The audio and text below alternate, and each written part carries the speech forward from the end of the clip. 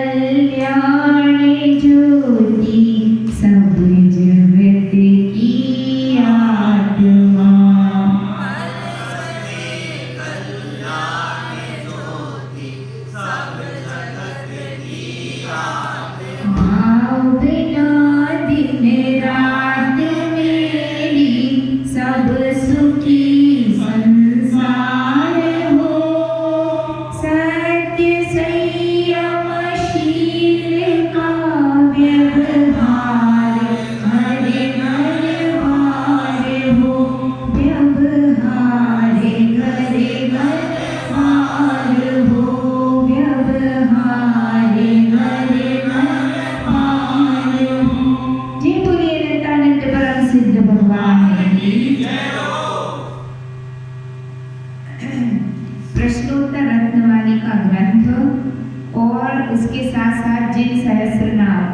के खजराट नामों का अर्थ, दोनों विषय अपने एक साथ चल रहे हैं। और आज हम 20 नंबर की गाथा पर पहुंच गए हैं, प्रश्नोत्तर रत्नमालिका की, जिसमें राजर्षि अमोघ वर्ष स्वयं भी प्रश्न करते हैं और स्वयं भी प्रश्नों का उत्तर देते हैं। कंठगतैरप्य सुधी कश्यात्मानो समर्प्यते जातु मूर्खस्य विषादस्य च गर्वस्य तथा कृतघ्नस्य। कंठगतैः असुभी अपि, कंठगत प्राण होने पर भी आत्मा को कस्य किसे जातु न समर्प्यते, कभी भी समर्पित नहीं करना चाहिए। प्रश्न समझ में आ गया आपको? यदि आपके कंठगत प्राण भी हो रहे हों तो अपने आप को किसको नहीं समर्पित करना चाहिए, और समर्पित कर दिया उसके प्रति तो क्या होगा, आपका नुकसान हो जाएगा। तो किसे समर्पित नहीं करना चाहिए? नंबर 1 मूर्खस्य, किसको?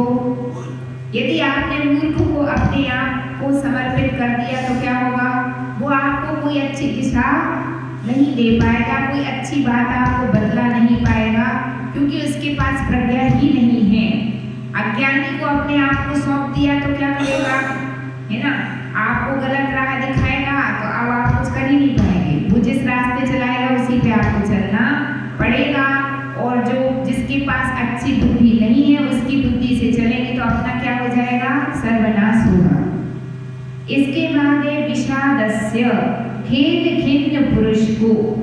जो पुरुष खेद खिन्न हो, संक्लेशित परिणाम वाला हो, उसको भी अपन अपने आप को समर्पित नहीं कर सकते। क्यों? अब जिसको दिनों रात टेंशन करने की आदत हो, है ना, खेद खिन्नता ही रहती हो, जो व्यक्ति फ्रेश माइंड नहीं हो, अपने आप को उसको समर्पित कर दिया तो दिनों रात आपको भी खुद तो टेंशन नहीं और आपको भी क्या करेगा, समर्पित करने का मतलब है, मान लो कि किसी को अपना फ्रेंड बनाने जा रहे हैं और ऐसे व्यक्ति को दोस्त बना लिया जो खुद दिनों रात संकेत ही करना है ना, प्रेम व्यवहार है ही नहीं, उसके प्रति अपने आप को समर्पित किया खेद खिन्नता के प्रति, तो क्या होगा, आपको क्या मिलेगा, खेद खिन्नता ही मिलेगी, कुछ लाभ होने वाला नहीं है। तो ऐसे लोगों से भी दूर रहना। इनसे जो सदा खेद खिन्न प्रसन्न चित्त नहीं रहते, है ना, हमारे यहाँ जैसे बोलते कितना भी काम का लोड हो, है ना, अथवा कुछ भी हो जाए, लेकिन हर समय क्या रहना चाहिए, प्रसन्न चित्त ही रहना चाहिए। तो यदि बहुत सारा काम भी है तो वो क्या हो जाएगा, हल्का हो जाएगा। और यदि आपने क्या किया, थोड़ा सा काम आ गया, इसको डांटा, उसको फटकारा, तो क्या हो जाएगा, आपका काम जल्दी हो जाएगा क्या, नहीं होगा जल्दी, है ना, और बल्कि क्या होगा, 4 लोग आपसे त्रसित और हो जाएंगे, है ना। तो कितना भी काम हो, लेकिन प्रसन्न चित्त होकर के करोगे तो क्या होगा, यदि आप प्रसन्न चित्त हैं तो आप बड़े से बड़े काम भी चुटकियों में निपटा देंगे, और प्रसन्न चित्त नहीं है तो क्या होगा, फिर कुछ काम हो सकता नहीं है।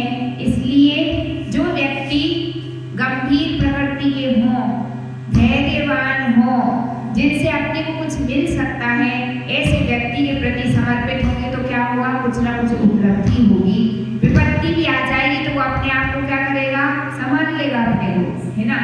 और यदि अपन ने खेद खिन्न के हाथों अपने आप को सौंप दिया तो विपत्ति आई तो आप डूबे पाहुनी और ले डूबे यजमान, ऐसा हो जाएगा। इसके बाद है गर्वस्य, घमंडी व्यक्ति को भी अपने आप को समर्पित नहीं करना चाहिए।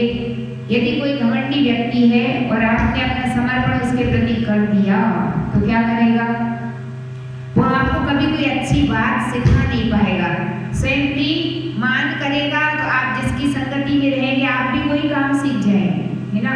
बार बार में डांटना, फटकारना, इसकी बाट लगाना, उसकी आप भी कोई सीख जाएंगे, है ना। अब कोई व्यक्ति ऐसा ना सोचे कि हम पर्सनली किसी व्यक्ति के लिए बोल रहे हैं, ये एक सहज और सामान्य बात है, तो सब पे लागू हो सकती है, हम पर भी हो सकती है, आप पर भी हो सकती है ना। तो सहज और सामान्य बात बतला रहे कि यदि कोई घमंडी व्यक्ति है और यदि अपन उसके प्रति समर्पित हो गए तो क्या होगा, अपना कल्याण कभी भी हो सकता नहीं है। इसलिए जो व्यक्ति शांत चित्त होता है उसी के प्रति समर्पण करना चाहिए। जैसे अपन कभी किसी को अपना गुरु बनाना चाहें तो किसको बनाते?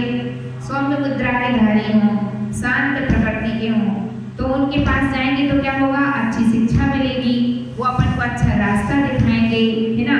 अपनी आत्मा की क्या होगी? उन्नति, उत्थान, और उनके चरणों में रहकर के अपन को कुछ सीखने के लिए मिलेगा, है ना। कि जब विपत्ति आती थी तो अपने आचार्य से क्या करते थे? आज अपन कितने भी किलोमीटर दूर पर याद कर लेते हैं क्या कि देखो अपने आचार्य से कितना क्षमा भाव रखते थे, अपने गुरु कितनी उदारता रखते थे। तो क्या आज कोई ऐसी परिस्थिति आ गई तो क्या अपन उदारता नहीं रख सकते? अपने को भी क्षमा भाव रखना चाहिए। अपन से कोई मिस्टेक होती है तो अपने को याद आ जाता क्या कि जब अपने आचार्य से बड़े बड़े लोगों को क्षमा कर सकते हैं तो किसी ने छोटी सी गलती कर दी तो क्या अपन उसको क्षमा नहीं कर सकते? कर सकते हैं, है ना। तो अपन ने किसी अच्छे व्यक्ति की संगति की है तो अपन अकेले भी पढ़ जाएं तो क्या होगा? वो जो अच्छी बातें सीखी हैं वो अपने को क्या करेंगी? संभालेंगी, है ना। और अच्छे व्यक्ति की संगति नहीं की होती तो फिर क्या होता? फिर अपन घमंडी की संगति करेंगे तो अपन भी वैसे ही हो जाएंगे। अच्छी बात सिखाने वाला कोई रहेगा नहीं। और अच्छे व्यक्ति की संगति बहुत लंबे समय तक भी हमारे काम आती है, और बुरे व्यक्ति की संगति साक्षात भी हमारा अहित करेगी और कालांतर में भी हमारा क्या करेगी? अहित करेगी। इसलिए किसकी संगति करें जिससे हमारी आत्मा का कल्याण हो? तो कभी किसी को मित्र बनाने का अवसर आए तो किसको बनाना? जो व्यक्ति निरभिमानी हो, कैसा हो? जिसके पास अहंकार की कोई भूमिका ना हो, सहज वृत्ति वाला हो, शांत प्रकृति का हो, धैर्य हो, गंभीर हो, ऐसे व्यक्ति की संगति करेंगे तो क्या होगा? अपने को भी वो सब अच्छी बातें सीखने को मिलेंगी। और विपत्ति आने पर कभी संकट में भी फंस जाए तो बहुत जल्दी इस संकट से अपन उभर जाएंगे। और कौन ऐसा व्यक्ति है जिसको अपने आप को समर्पित नहीं करना चाहिए? तो कवि कहता है कृतघ्नस्य। किसको? कृतघ्न हो जो। कौन हो जो? कृतज्ञ समझते आप? दो शब्द आते शास्त्रों में, एक कृतज्ञ और दूसरा कृतज्ञ। कृतज्ञ किसे कहते हैं? नहीं कृत उपकारा साधवा विस्मरन्ति। किए हुए उपकार को जो साधु पुरुष रहते हैं वो कभी भूलते नहीं हैं। जो सज्जन प्रकृति का व्यक्ति होगा, अगर आपने उसका कुछ उपकार किया है तो वो क्या करेगा? आपके उपकार का स्मरण करेगा, भैया उन्होंने हमारा बहुत बड़ा उपकार किया था, है ना, हमेशा याद करेगा, है ना। और यदि कोई व्यक्ति कृतज्ञ होगा तो वो उस उपकार को भूल जाएगा। आपने कुछ इतना सा बुरा कर दिया तो वो तो याद रखेगा, है ना। और आपने अच्छा कर दिया तो उसको याद रखेगा क्या? नहीं रखेगा। गुरु ने बहुत सारे उपकार कर दिए तो वो तो तुम भूल गए, और एक बार डांट दिया था तो वो सब याद है ना। तो ऐसे व्यक्तियों को काय की संज्ञा दी जाएगी? कृतघ्नि की, है ना। और जो कृतज्ञ पुरुष होते हैं वो क्या करते हैं? किए हुए उपकार को कभी भी भूलते नहीं हैं। उपकार को सदा क्या रखते हैं? स्मरण रखते हैं। तो यदि हम किसी कृतज्ञ पुरुष की संगति करेंगे, उसके प्रति अपने आप को समर्पित करेंगे तो अपने अंदर भी कृतज्ञता का पाठ आएगा कि देखो सामने वाला तो कितना अच्छा काम करता है, ऐसा करता तो अपन भी ऐसा करेंगे। ऐसा होता ना, जैसी संगति रहती है अपने परिणाम भी वैसे ही हो जाते हैं। तो सदा काल सज्जन पुरुषों की संगति करना चाहिए तो अपने अंदर भी क्या आएगी? सज्जनता आएगी। और दुर्जनों की संगति करेंगे तो दुर्जनता आएगी, है ना। इसलिए अपने आप को किसको समर्पित करना, इस बात का विवेक, इस बात का ज्ञान हमारे अंदर होना चाहिए। यदि कोई व्यक्ति अन्याय कर रहा हो, गलत काम कर रहा हो और तुम भी उसी की पार्टी में शामिल हो गए तो फिर इसका क्या मतलब है? अब आपको पुण्याश्रम होगा क्या पापाश्रम? पापाश्रम होगा। कोई व्यक्ति न्याय और नीति के कार्य कर रहा है और आप उसकी संगति में लग गए तो अब आपको पापाश्रम होगा कि पुण्याश्रम होगा? पुण्याश्रम होगा। इसलिए यह विवेक और बुद्धि अपने पास होना चाहिए। चाहिए कि हमें किसकी संगति करनी है और किसकी संगति नहीं करनी है। कह पूज्या सद्व्रतः कम धनवाचक्षते चलित व्रतम् केन जितं जगदेत सत्यतितिक्षावता पुंसः। पूज्यः कहा, पूज्य कौन है ना? अब संसार में पूज्य कौन है? सद्व्रतः, जिसके पास क्या होते हैं? सदाचरण है, जिसके पास चारित्र है, सम्यक चारित्र है, अथवा सद आचरण वाला है, जिसका आचरण अच्छा है, वह क्या होता है? जगत में पूज्य होता है। और यदि आचरण अच्छा नहीं है तो पूज्यता को प्राप्त होगा कोई व्यक्ति 3 काल में भी नहीं हो सकता। यदि अपन अच्छे कार्य करेंगे, है ना, तो एक ना एक दिन तो ऐसा आएगा ही। क्या आएगा? कि जब किसी को आपके कार्य की अनुमोदना करना ही पड़ेगी। अपन अच्छा करेंगे तो कोई अनुमोदना करेगा कि नहीं? करेगा नहीं, है ना। अच्छे आचरण वाले का सदा क्या होता है? सम्मान होता, पूज्यता को प्राप्त होता है। जो व्यक्ति भगवान की भक्ति करते हैं, जो व्यक्ति देव शास्त्र गुरु की क्या करते हैं?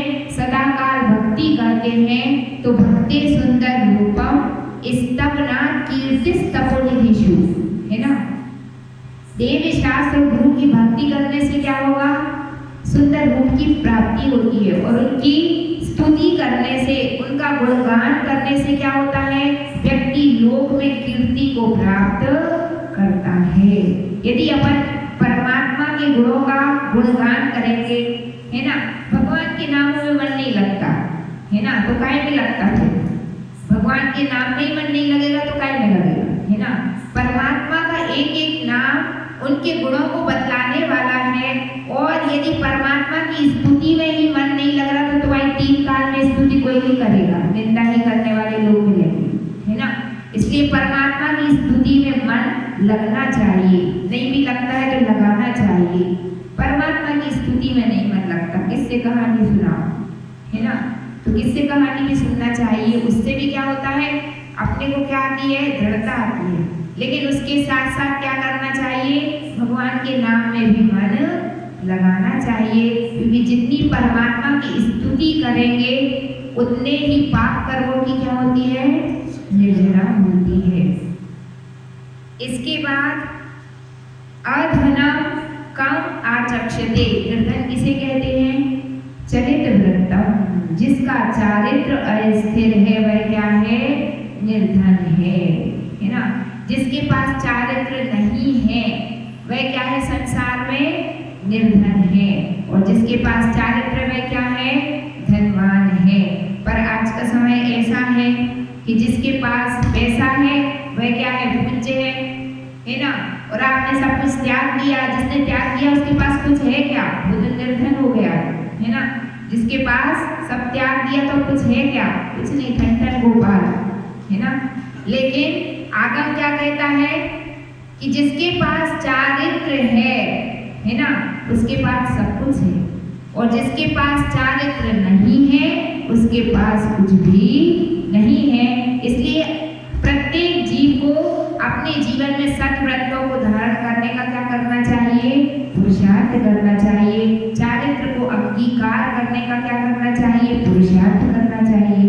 और यदि चारित्र को अंगीकार ना कर सके तो फिर क्या करना चाहिए? जिसने अंगीकार किया है उसकी कम से कम निंदा तो नहीं करनी चाहिए, है ना। प्रशंसा नहीं हो सके तो उससे तो कोई बात नहीं, परंतु निंदा तो नहीं करना चाहिए, क्योंकि जिसने चारित्र अंगीकार किया उसने कुछ ना कुछ पुरुषार्थ तो किया है ना। अब जो पुरुषार्थ किया है उसका वह पुरुषार्थ क्या है? प्रशंसा के योग्य है, क्योंकि उतना पुरुषार्थ करने की सामर्थ्य हमारे अंदर नहीं थी। आज का समय ऐसा है कि अगर किसी के अंदर इतनी सी भी मिस्टेक दिखे, है ना, तो अपन क्या करते? तुरंत उंगली उठा देते, ये ऐसा, है ना। तो आप 3 उंगलियां तुम्हारी तरफ भी हैं, तुम्हारी गलती तुम्हारे माथे पे लगा हुआ टीका तुम्हें नहीं दिख रहा, लेकिन दूसरों को तो दिख रहा है। तो जिस प्रकार आपको दूसरों की गलतियां दिखती हैं, उसी प्रकार गलतियां तो कुछ थोड़ी बहुत आपके अंदर भी होंगी कि आप बिल्कुल टनाटन निखारे सोना हो। और यदि आप टनाटन निखारे सोना हो तो फिर यहाँ क्यों बैठे पंचम काल में?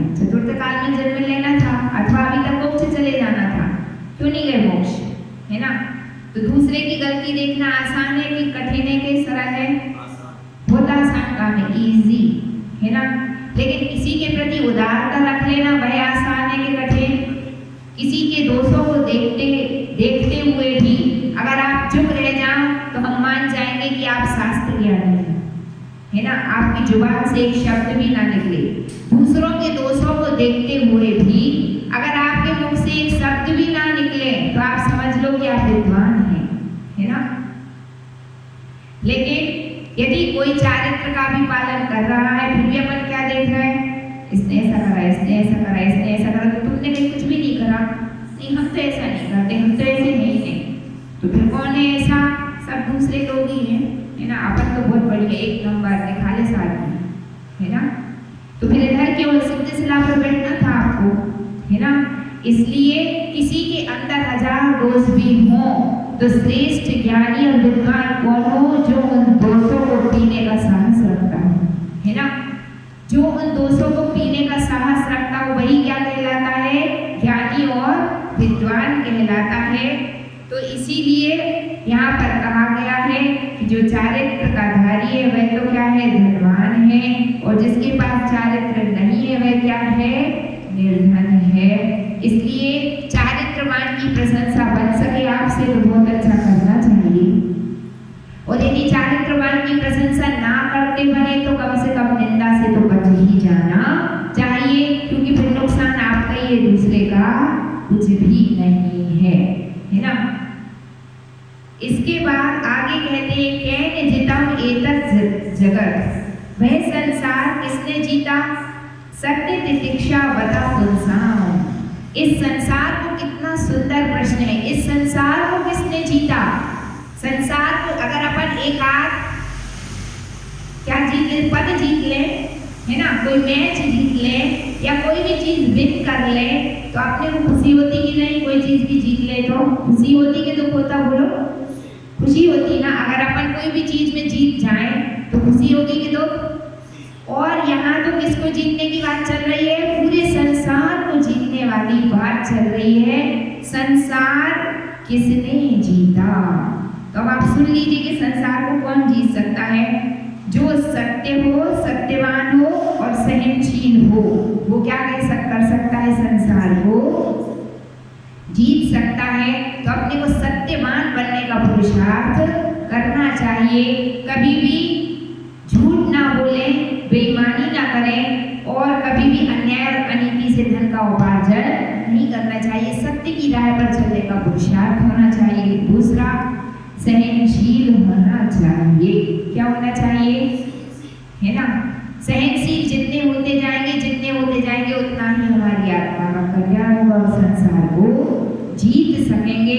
इसलिए परमात्मा से प्रार्थना करो कि हे भगवान, यदि मेरे पास सहनशीलता की कमी है तो प्रभु मुझे क्या दीजिए? आप अपने जैसी सहनशीलता प्रदान कीजिए। अभी आगामी समय में क्या आने वाला है? भगवान पारसनाथ का मोक्ष कल्याण। तो पारसनाथ भगवान को मोक्ष कैसे हुआ? सहनशील थे इसलिए हुआ। संसार को उन्होंने भी जीता। कैसे जीता? सहनशील बनके। कमठ ने एक भाव में उपसर्ग किया तो भी क्षमा कर दिया, फिर दूसरे भाव में दूसरा रूप धारण करके फिर उपसर्ग किया, उन्होंने फिर क्षमा कर दिया। ऐसे कितने भाव तक क्षमा किया? बोलो, 10 भाव तक, है ना। और 10 भाव तक क्षमा करते गए, सहनशीलता रखते गए तो उन्होंने किसको जीत लिया? संसार को जीत लिया। तो परमात्मा से प्रार्थना करनी है कि हे प्रभु, मैं भी इस संसार को जीतना चाहता हूँ। क्या करना चाहता हूँ? संसार को जीतना चाहता हूँ। इसलिए मुझे भी आप क्या करें? सहनशीलता प्रदान कर दीजिए। देखिए, कोई व्यक्ति यदि कभी अपने को अच्छी बात बतलाता है ना, शास्त्र की बात बतलाता है, अपने मन की ना भी हो तो भी उसको किसी व्यक्ति की पर्सनल बात ना समझ के, सर्वज्ञ की देश ना समझकर कैसे पी लेना चाहिए? जैसे कि बुखार आने पर व्यक्ति क्या करता? काढ़ा पीता कि नहीं? कड़वी दवाई खाता कि नहीं? है ना। किस लिए खाता? ताकि मैं स्वस्थ हो जाऊं अथवा मैं मरण को प्राप्त ना हूं। तो इसी प्रकार से यदि हम बचना चाहते हैं तो जो सर्वज्ञ की वाणी है वह अच्छी लगे अथवा ना लगे, अपने अनुकूल हो अथवा अपने अनुकूल ना हो, तो भी उसको औषधि समझकर पी जाना चाहिए। उसी से क्या होगा, हमारी आत्मा का हित होगा और कल्याण होगा। इसी भावना के साथ जय बोलिए द्वादश अपनी जिनवाणी माता की। जिनवाणी के ज्ञान से